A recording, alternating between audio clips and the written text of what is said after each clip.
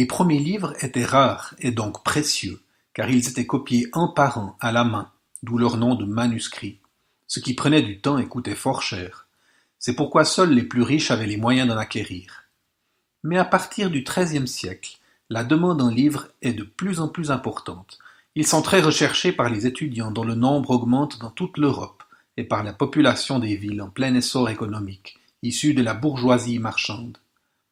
Des ateliers de copie se créent, mais ce système est lent et les livres restent encore trop chers pour la plupart des lecteurs.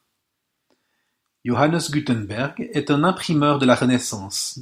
Il vit en Allemagne et il est connu pour avoir inventé les caractères mobiles. Cette innovation technique permet de fabriquer des livres rapidement et en grand nombre. Il a inventé l'imprimerie en 1454. C'est la Révolution. Le premier livre jamais imprimé est la Bible, la Vulgate, en 150 exemplaires.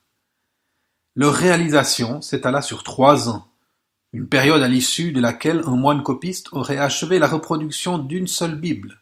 On a donc une vitesse 150 fois supérieure. Il faut 12 heures pour composer une page et 1 heure pour tirer 10 exemplaires.